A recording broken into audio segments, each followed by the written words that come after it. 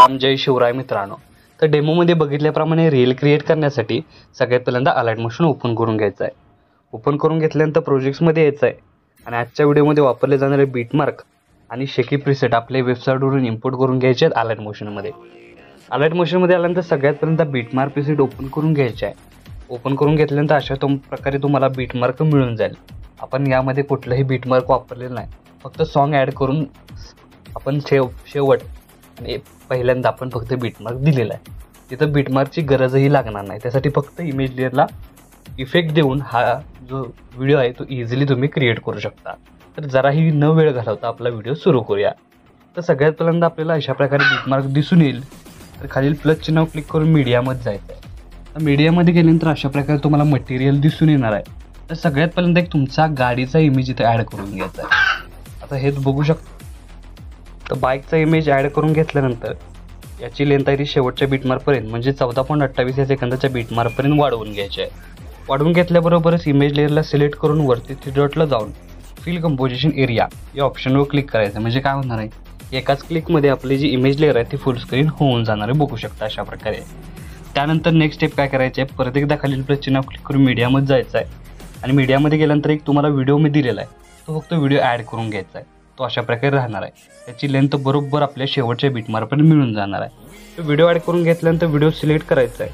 त्यानंतर move and ट्रान्सफॉर्मेशनमध्ये जाऊन third ऑप्शनवर क्लिक करून याची जी साईज आहे ती थोडीशी वाढवून घ्यायची आहे। वाढवून घेतल्यानंतर फर्स्ट ऑप्शनवर क्लिक करून अशा प्रकारे वरती स्क्रोल करत हा जो व्हिडिओ आहे तो सेट करायचा आहे। तर सेट केलेला व्हिडिओ परत एकदा सिलेक्ट करून ब्लेंडिंग आणि ऑपेसिटी ऑप्शनवर क्लिक करून सेकंड नंबर लाईटनवर स्क्रीन आणि पहिला जो ऑप्शन आहे स्क्रीनवर या ऑप्शनवर क्लिक करायचं आहे। बघू शकता तुम्ही कसं केलं।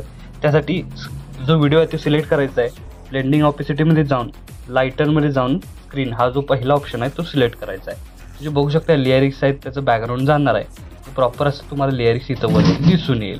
तर आता आपण व्हिडिओ ॲड केल्यानंतर या इमेज लेअरला आपल्याला इफेक्ट द्यायचा आहे। त्यासाठी इथून बॅक निघून आपल्याला शेकी प्रीसेट ओपन करून घ्यायचा आहे। ओपन करून घेतल्यानंतर तुम्ही अशा प्रकारे बघू शकता, इथे तुम्हाला हा इफेक्ट दिसून येईल।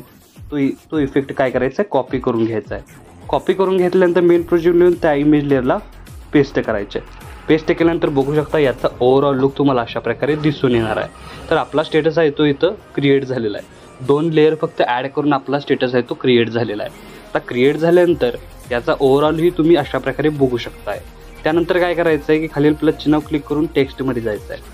टेक्स्ट गेल्यामध्ये तुम्ही अशा प्रकारे तुमचा लोगो तर किंवा इन्स्टा ID तुम्ही टाकून तुमचा जो लोगो आहे तो तुम्ही इथं ॲड करू शकता। त्यासाठी बघू शकता मी अशा प्रकारे माझा लोगो आहे तो मी ॲड करतोय।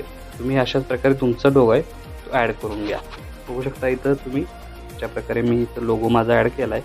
ॲड केल्यानंतर याची लेंथ शेवटपर्यंत वाढवून हा तुम्हाला हवा इथं तुम्ही सेट करू शकता। मी इथं करतोय, तुम्ही अशाच प्रकारे करून घ्या।